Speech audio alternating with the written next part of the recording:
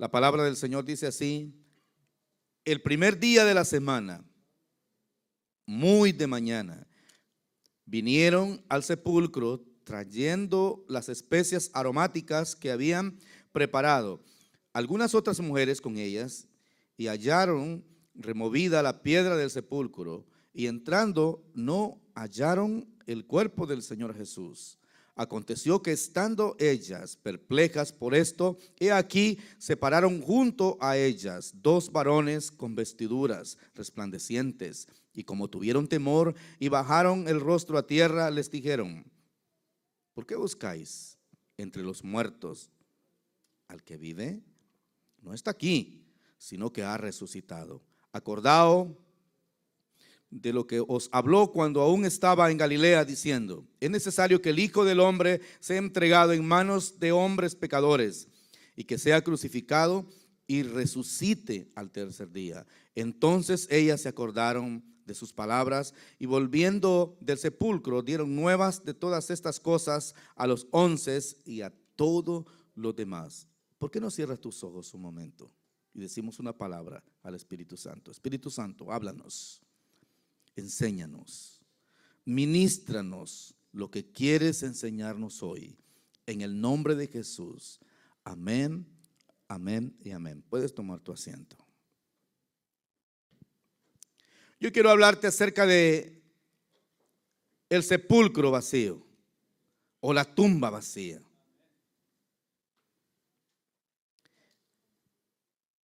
La palabra resurrección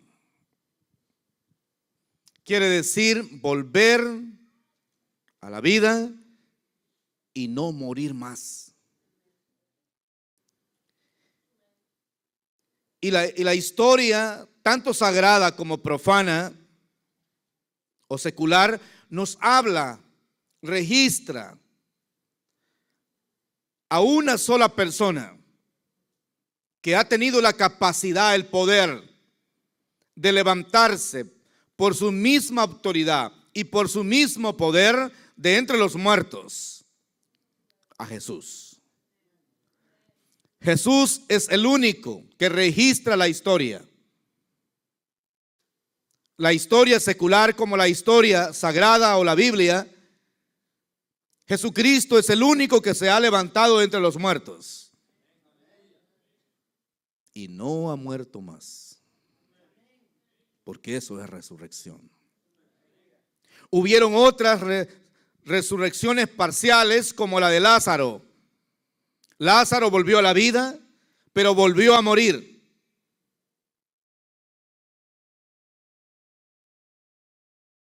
Dorca volvió a la vida, fue resucitada, oró Pedro por ella y volvió a morir. ¿Ven? El hijo de la viuda de Naín estaba muerto, muy muerto. Y Jesús echa a perder un funeral prácticamente, porque Jesús se encuentra con esta gente y mira la tristeza de la viuda, toca el féretro de este muchacho y dice la Biblia que el espíritu ingresó en el cuerpo y tomó vida y se levantó. Pero volvió a morir. Solo Cristo es el único.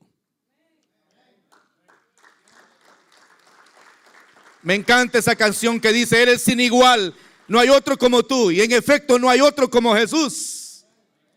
Por eso lo alabamos de la manera como lo hacemos. Nos emocionamos al hablar acerca de Cristo, porque Cristo es la vida, Cristo es el camino, Cristo es la verdad, Cristo es el todo, es el Verbo encarnado. Él era y es. Por eso Dios no será Dios, Él es Dios.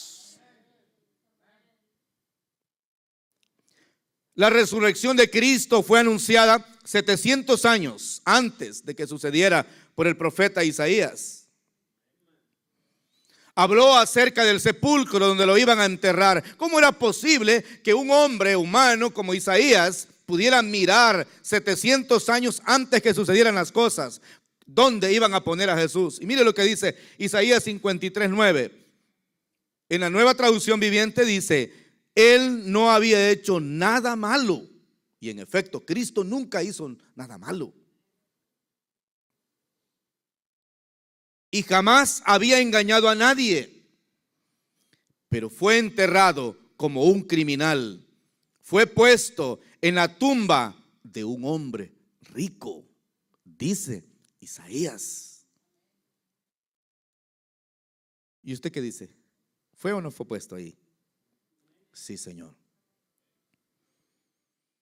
Es en la tumba, el sepulcro, un sepulcro nuevo que estaba muy cerca donde estaba Jesús. Había un huerto, dice la Biblia. Y para no llevarlo tan lejos, José de Arimatea y otro hombre llamado Nicodemo, un hombre importante, líderes fuertes, hombres ricos y hombres importantes políticamente hablando en Israel. Uno era maestro de la ley y otro pertenecía al Sanedrín. Ambos pertenecían al Sanedrín. Y ellos, dice la Biblia, nunca estuvieron de acuerdo que Jesús fuese condenado a muerte. Era de tanta influencia José de Arimatea que cuando Jesús muere, va antes de que termine el día de reposo, ellos van donde Pilato y piden el cuerpo de Cristo. Porque si ellos no van a pedir el cuerpo de Cristo antes de que llegase a las 6 de la tarde, que terminaba el día de reposo, el cuerpo iba a permanecer ahí siempre. Y las águilas, los buitres iban a llegar, iban a despedazar y comerse el cuerpo de Jesús. Pero había una profecía. Todo es profético hasta hoy en día. Todo es profético hasta tu asiento donde estás en este momento. Hasta el asiento que escogiste este día. Todo es profético. Él lo ha visto. Él lo miró antes. Él sabía qué color de ropa te ibas a poner y que ibas a discutir quizás para ponerte otra. Él sabía perfectamente bien. Porque no hay nada escondido delante de Dios. Todo está desnudo ante los ojos de aquel del cual dice la palabra: vamos a dar cuenta. Amén. Y dice la palabra de que estos hombres decidieron donar un sepulcro en un huerto, una tumba en un huerto que estaba totalmente nuevo. Dice que nunca se había usado ni la tumba ni el sepulcro, los sepulcros que estaban ahí, ni el huerto. ¿Sabes por qué? Meditaba hoy por la mañana sobre esto y dije: wow, qué experiencia. Parece simple esto, pero no es simple. Número uno, el sepulcro es nuevo. Número dos, la tumba es nueva, todo es nuevo. Y Cristo es el primero que va a esa tumba. Cristo es el primero que va a ese huerto. Cristo ha sido y es las primicias de todo. Y 1 Corintios 15 dice que Cristo es la primicia de los que durmieron, para que Él reciba siempre la gloria en todo. Amén. Y hay algo que me llama la atención de José de Arimatea y de Nicodemo. Si tú lees Juan 19:38, dice: después de todo esto, José de Arimatea, que era discípulo de Jesús, pero secretamente por miedo de los judíos, rogó a Pilato que le permitiese llevarse el cuerpo de Jesús. Y Pilato se lo concedió. Entonces vino y se llevó el cuerpo de Jesús. También Nicodemo, el que antes había visitado a Jesús, ¿cómo? De noche. El otro era secreto, este también era secreto, va de noche. Y vino trayendo un compuesto de mirra y de olores muy hermosos, como 100 libras. ¿Cuántas libras? Una pregunta: ¿crees que eso era barato o era carísimo? Solamente a los reyes se podían enterrar, embalsamar con esa cantidad. Solo a los reyes. ¿Sabías tú que Gamaliel, el gran maestro de la ley, fue enterrado con 75 libras de mirra? Jesús fue por 100.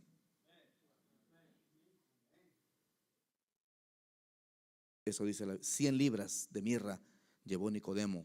O sea, la plata, mucho. Hubiera estado Judas, dijo: wow.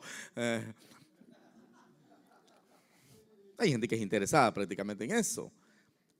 ¿Se acuerdan cuando Judas, cuando aquella mujer unge a Jesús con un perfume hermoso, rico, carísimo? Judas dijo, ¿cómo es posible? Esto deberíamos de haberlo vendido. Hubiéramos hecho algunas construcciones para los pobres. La Biblia especifica, es explícita y dice, Judas no tenía intenciones de ayudar a los pobres. Eran sus propios intereses que había, ¿cierto? Pero Jesús dijo, déjenla que haga eso, porque esta mujer está preparándome ¿para qué? Para mi muerte. Hay algo que me llama la atención, es que todo lo mejor lo recibe Cristo. Todo lo mejor es para Él. Y dice que venía trayendo 100 libras. Tomaron pues el cuerpo de Jesús y lo envolvieron en lienzos con especias aromáticas, todavía más. Y según las costumbres, era sepultar entre los judíos a estas personas con todas estas cosas. Y en el lugar donde había sido crucificado había un huerto. Y en el huerto un sepulcro nuevo, en el cual aún no había sido puesto ninguno. Wow, qué hermoso es el Señor. La resurrección de Cristo. No sé si tú te emocionas, pero a mí me emociona. Mientras cantábamos, yo estaba cantando eso. Yo soy hijo de Dios. Yo soy quien dice Él que soy. No es quien dice tu vecino, quien dice tu pareja, es quien dice Dios. Y si tú ya escuchaste qué dice Dios, quién eres tú, toma eso. Quédate con Él. Quédate con el veredicto de Él, no con otro, con lo de Él. Él habla verdad. La resurrección de Cristo, escuchen bien esto, es el más grande milagro de toda la historia. No existe otro milagro como la resurrección de Jesús. Jesús es el único que se ha levantado con su propio poder. Él dijo, tengo poder. Por eso me ama mi Padre, dijo Jesús. Porque yo pongo mi vida para volverla a tomar. Nadie me la quita, sino que yo mismo la pongo. Tengo poder para ponerla y tengo poder para volverla a tomar. Este mandamiento recibí de mi Padre. Y una vez Jesús dijo, este templo, estaba cerca del templo Jesús. Y dijo, este templo de Dios, en un día lo derribo y en 3 días lo vuelvo a reedificar. Dijeron, wow, ¿qué hombre es ese más inteligente? Imposible, es un impostor, es un mentiroso. Este templo se llevó a cabo en más de 39 años la construcción. ¿Cómo dice que en un día lo derriba y en 3 días lo vuelve a reedificar? Juan dice, no hablaba del templo, sino que hablaba de su propio cuerpo. Es interesante, 3 días. Cristo habló de los 3 días. Moisés le pidió a Faraón y le dijo, así dice Jehová el Señor, deja ir a mi pueblo, iremos 3 días, iremos y adoraremos. ¿Cuántos días? Muy bien, 3 días. Abraham va a sacrificar a Isaac y dice la Biblia que fueron 3 días para llegar al Moria. La Biblia dice que Jonás estuvo 3 días dentro del pez. Y Cristo dijo que 3 días también estaría en la tierra y al tercero Él iba a resucitar. Wow, es interesante. No sé si vas a asimilar esta palabra, pero yo estaba leyendo anoche en Miqueas capítulo 7, verso 8, dice 8 y 9, dice, no quiero que lo busque, escucha lo que dice. Oye, amiga mía, le dice, enemiga mía, dice el profeta, tú te has reído porque me has visto que me he caído, pero me levantaré, dice, y volveré otra vez a adorar a mi Señor. Hablaba de la resurrección de Cristo. Estás contenta, dice el profeta, porque me derribaste, porque me venciste, me lanzaste a tierra. Pero no te rías, porque me levantaré. Wow. La arqueología nunca, y esto es sorprendente, la arqueología nunca ha encontrado los restos del cuerpo de Cristo. Nunca. Hace como 15 días estaban los encargados excavando parte en el territorio del templo de Salomón y encontraron algunas cosas muy minúsculas de gran valor que Salomón había mandado a crear, a construir para el templo, que es valiosísimo. Y todavía están los expertos, los arqueólogos, excavando y excavando, buscando alguna evidencia acerca de Salomón. Están en el templo, están en la tumba de Jesús, está completamente vacía y pueden estar excavar y excavar. ¿Dónde se encontrará? Nunca han encontrado el cuerpo de Cristo. Y escucha bien, nadie puede encontrar los restos de alguien que ya no está muerto, está vivo. Él vive para siempre. Jamás pueden encontrar el cuerpo de Cristo. Y eso dice la historia, no lo dicen los creyentes, lo dice la historia. La tumba de muchos personajes de la historia, valga la redundancia esa palabra, guardan sus restos todavía. Los restos de los Césares, los grandes emperadores romanos todavía se encuentran en alguna parte de Roma y de Palestina. Los restos del implacable emperador Nerón, que 200 años persiguió a la iglesia, mató y destruyó cristianos. Nerón fue un encargado, un implacable gobernador y emperador, destructor fuerte, que una vez quemó los templos y dijo que los cristianos eran los que lo habían quemado para que los persiguieran. Nerón es el responsable de la muerte, de la decapitación de Pablo, porque él ordenó que le quitaran la cabeza a este hombre. Todavía los restos de este emperador están ahí. Los restos del gran profeta Jeremías todavía está en una gruta. Y los judíos ven todo eso y dicen: aquí fue enterrado Jeremías y aquí están sus restos. La tumba de Mohammed, el gran líder musulmán, todavía está ahí sus restos. Y los árabes cuidan esas tumbas porque ahí están los restos de este líder.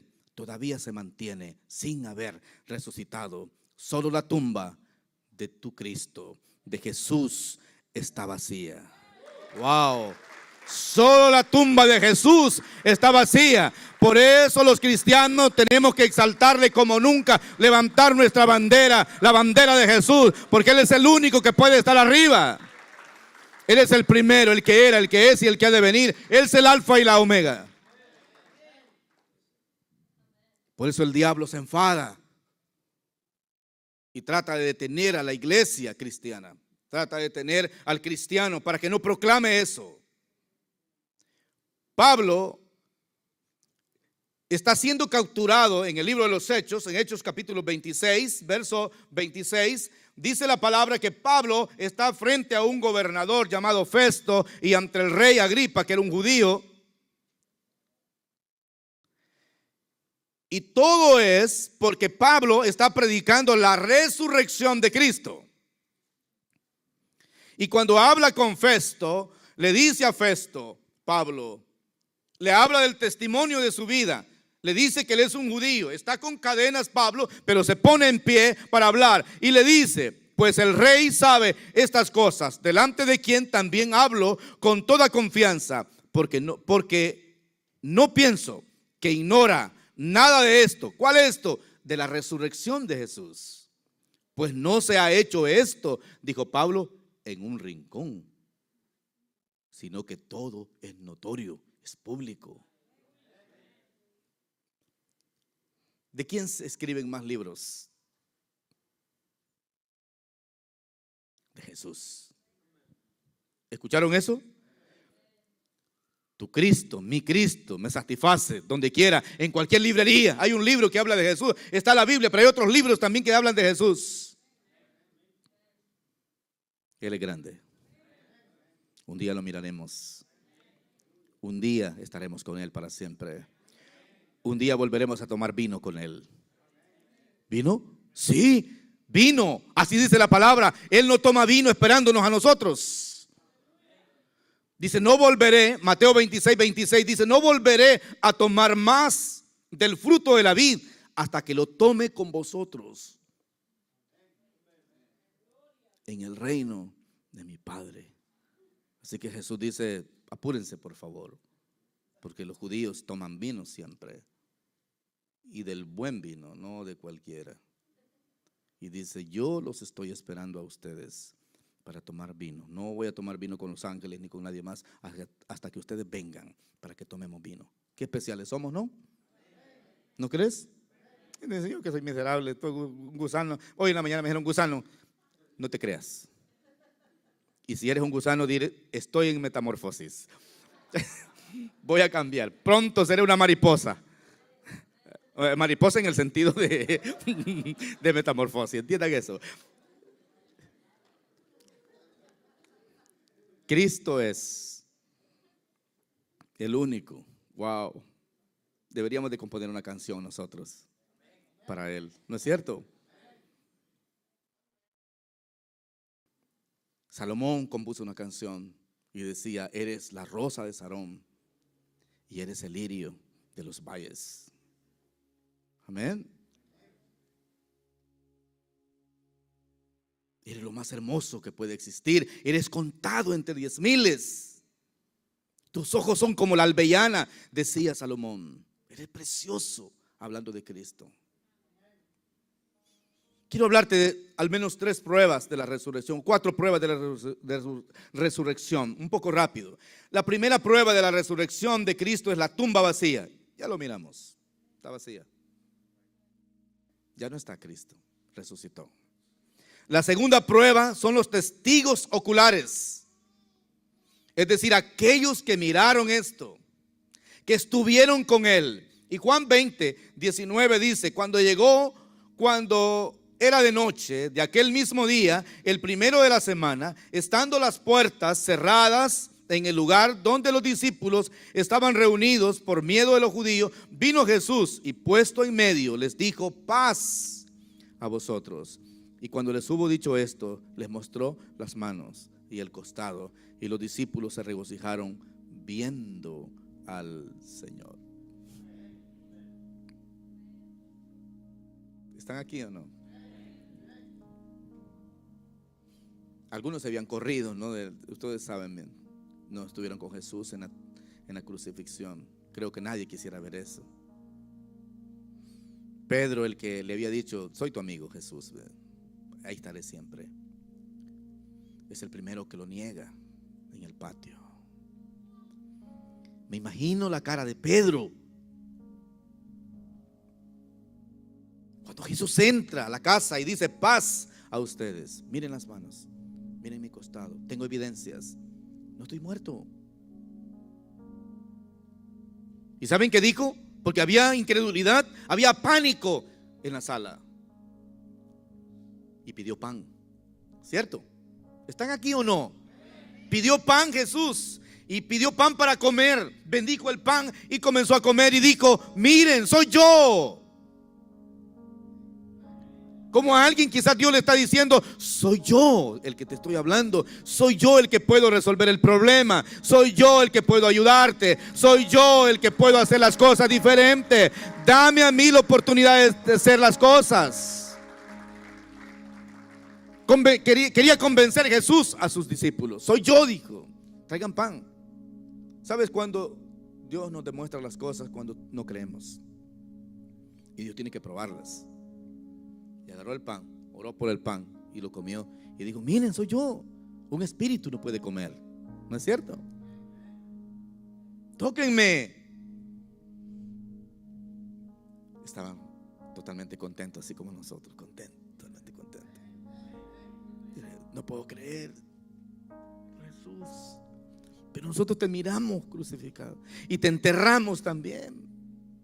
Nos damos cuenta que te enterramos. ¿Eres tú? Sí, tóquenme. Aquí estoy. La tercera prueba es el martirio de los apóstoles. ¿Escucharon eso? El martirio de los apóstoles. Todos ellos murieron por una sola palabra: Cristo ha resucitado.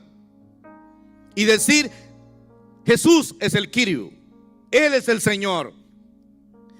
Por eso cuando un cristiano pasaba enfrente de la imagen de César, todos bajaban su cabeza, doblaban sus rodillas, menos un cristiano. Los cristianos pasaban de largo.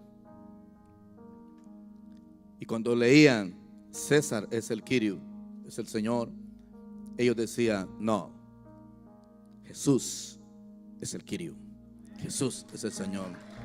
Y muchos de ellos murieron. Quiero decirte lo que dijo Pedro cuando lo capturaron en el Sanedrín, en el libro de los Hechos. Pedro dijo: juzguen ustedes si es justo obedecer a los hombres antes que a Dios. No podemos negar lo que sabemos de parte de Él.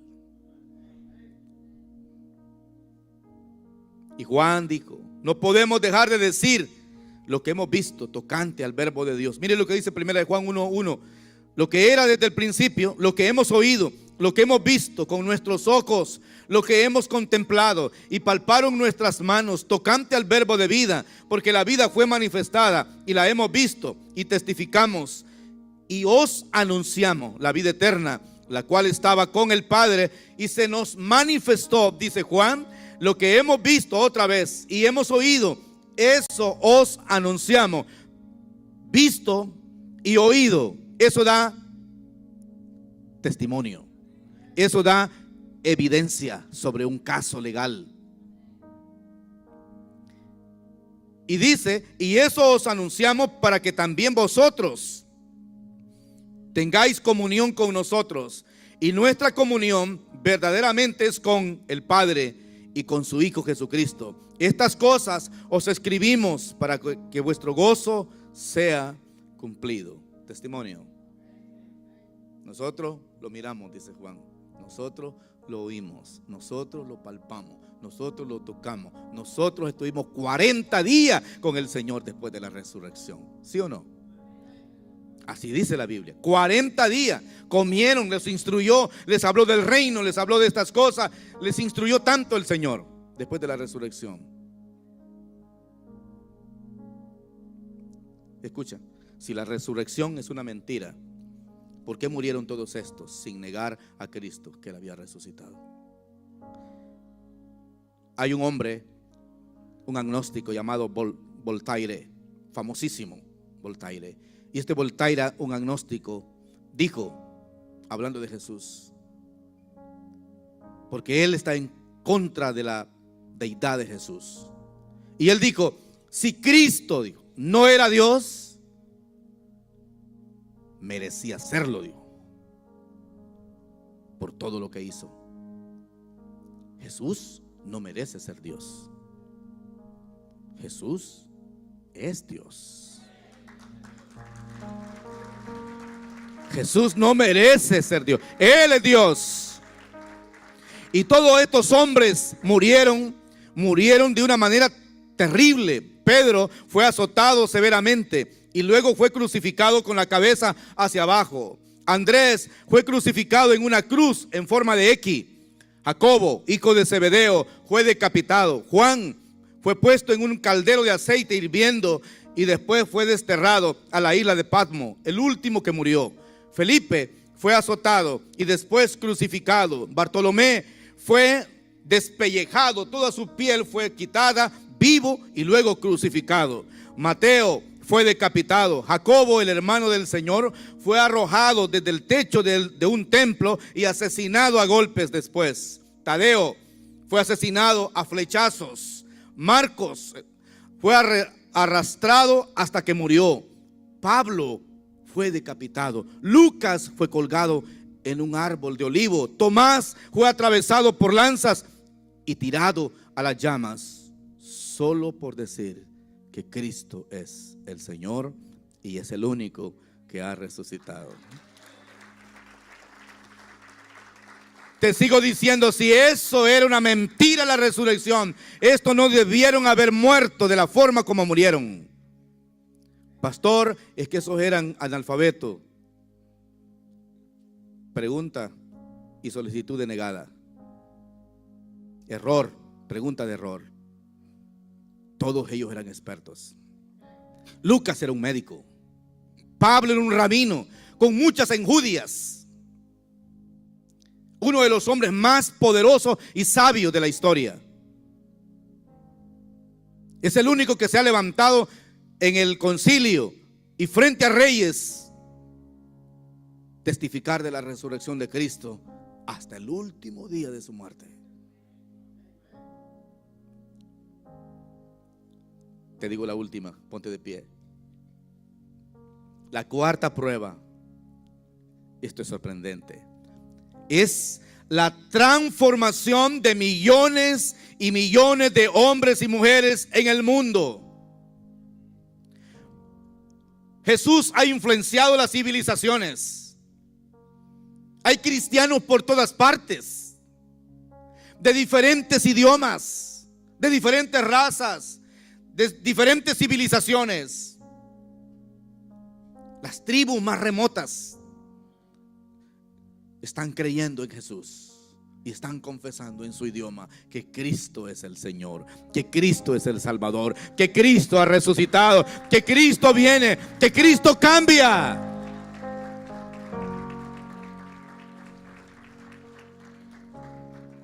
Las transformaciones de millones y millones de hombres y mujeres en el mundo es un testimonio que Cristo está vivo, que su palabra es verdad, que su evangelio es un evangelio de transformación.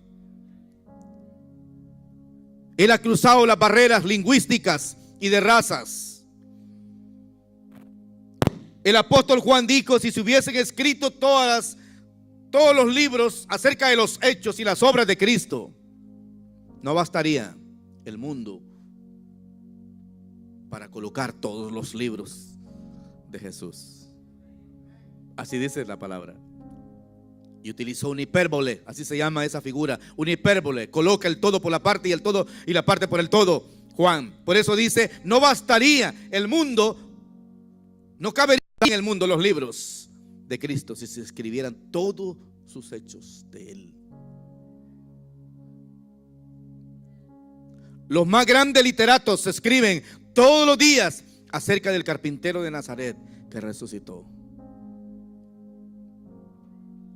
Hombres y mujeres, niños, ricos y pobres, inteligentes e iletrados, cuando Jesús toca sus corazones, ellos son transformados al conocer a Cristo. El hombre más implacable, más asesino, más malvado de la tierra, cuando logra oír con el oído de Dios en el reloj interno de su propia vida personal y reconoce a Jesucristo como su Señor y Salvador, su vida cambia. Porque no hay nada que Dios no pueda cambiar. No hay nada que Dios no pueda transformar. Jesús dijo: todo poder me es dado en el cielo y en la tierra. Después de la resurrección dijo eso: soy el nuevo gobernador de este mundo. No sé si escucharon eso. Soy el nuevo administrador de este mundo. Y el libro de Apocalipsis dice: he aquí el que estuvo muerto, y he aquí que vive, el que tiene las llaves de la vida y de la muerte, dice esto. Wow. Y Él tiene poder para transformar tu vida. Tiene poder para cambiar el ambiente y la atmósfera. Tiene poder para cambiar una nación. Tiene poder para cambiar una familia, a un hombre o una mujer. No hay cosa dura para Él. Él se levantó de entre los muertos. Y la palabra del Señor nos dice más allá de lo que nosotros quizás imaginamos y creemos o entendemos.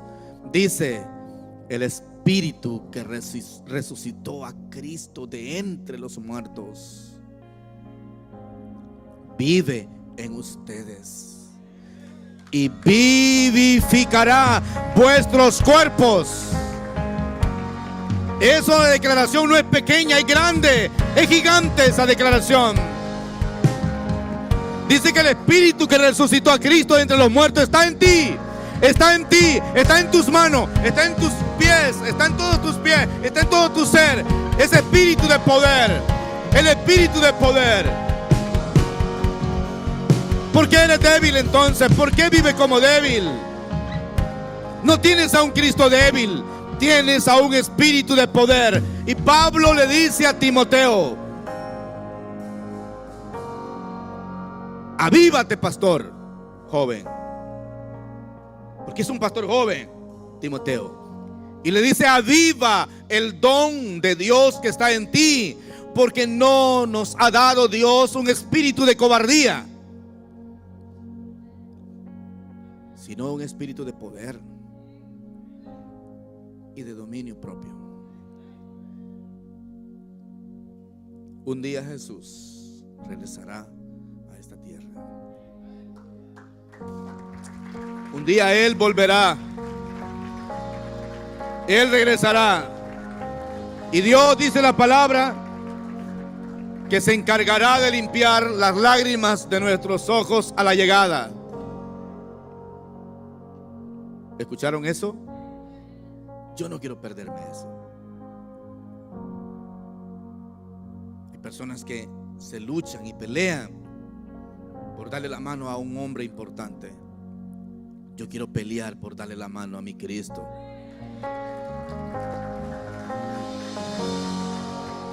Yo quiero hacer una guerra para luchar y pelear y estar ahí y ser recibido por Él. Y que Él diga: venid bendito de mi Padre a heredar vida eterna. Peleaste, luchaste, ganaste. Qué bueno que estás aquí. Lo intentaste, lo seguiste intentando. Te levantabas, te caías y ahí estaba, pero lo lograste venir aquí. Qué bueno que estás aquí. ¿Y sabe qué dirá Jesús? Yo sabía que lo ibas a lograr. ¿Escucharon? Yo sabía que lo ibas a lograr. Sabía que ibas a creer. Sabías que ibas a moverte en esto. Sabía que ibas a llegar aquí. ¿Y sabes qué? Yo te estaba esperando también aquí. Porque el mismo Espíritu que resucitó a Cristo de entre los muertos, es el mismo Espíritu que está dentro de nosotros.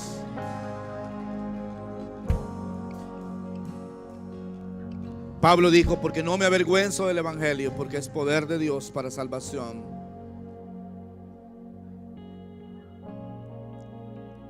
1 Corintios 15 habla de la destrucción del último enemigo que se llama la muerte.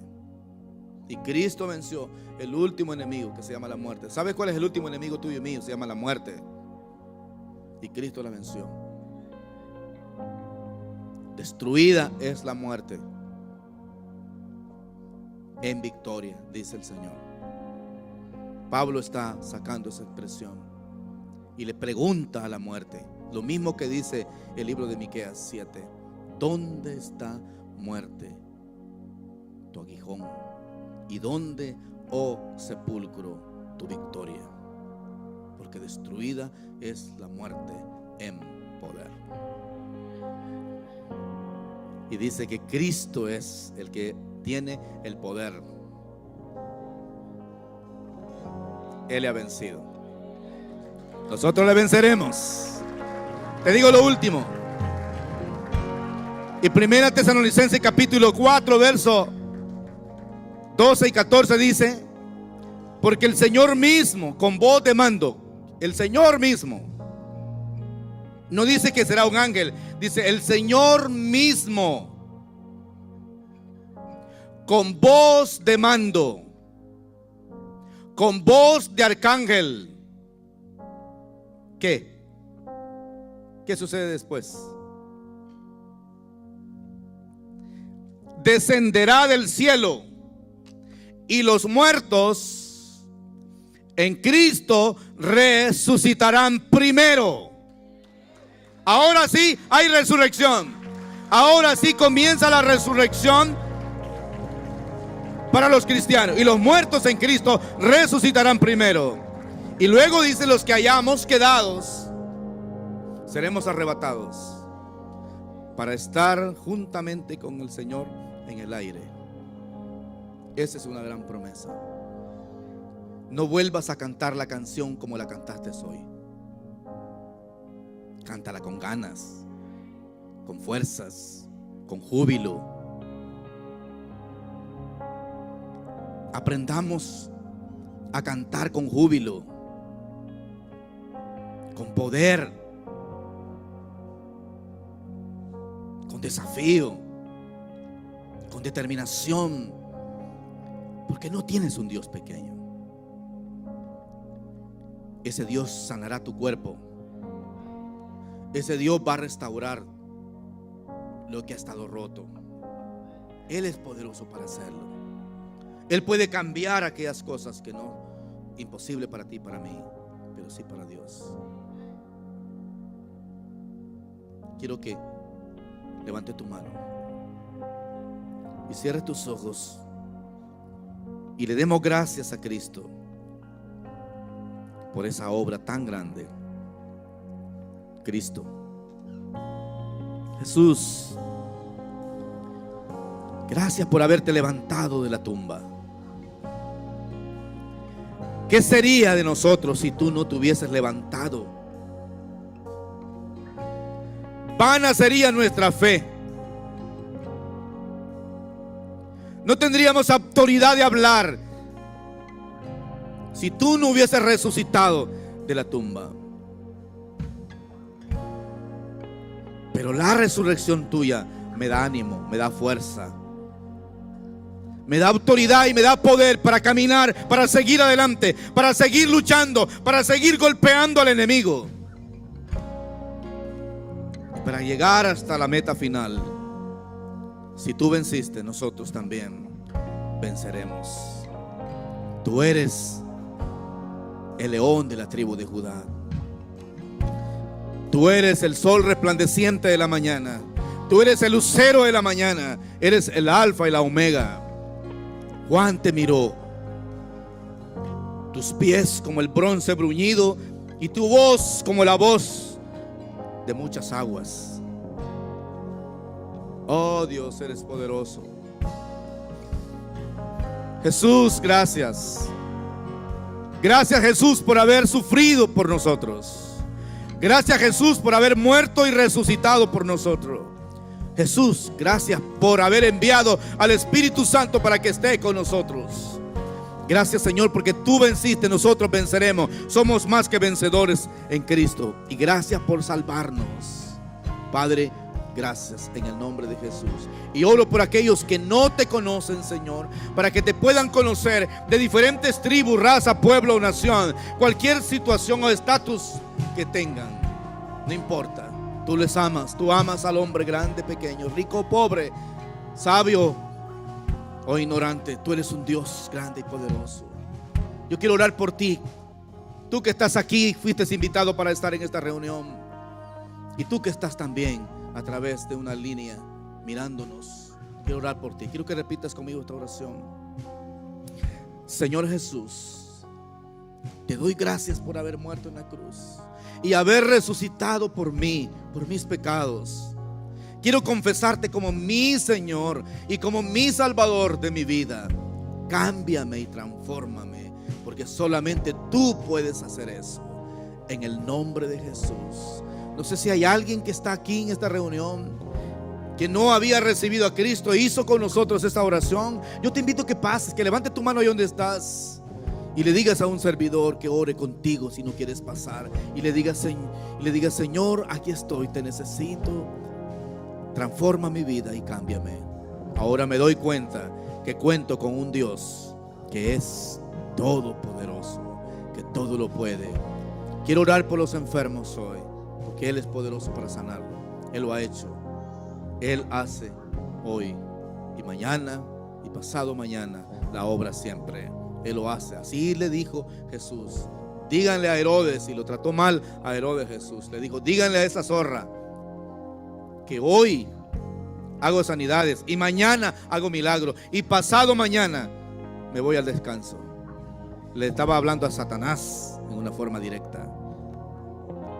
Padre, en el nombre de Jesús, levanta tu mano, tú que venías con una dolencia. Padre, en el nombre de Jesús, pon tu mano de poder en el nombre de Cristo. La semana pasada sanaste, Dios. Quitaste las placas metálicas de una persona aquí.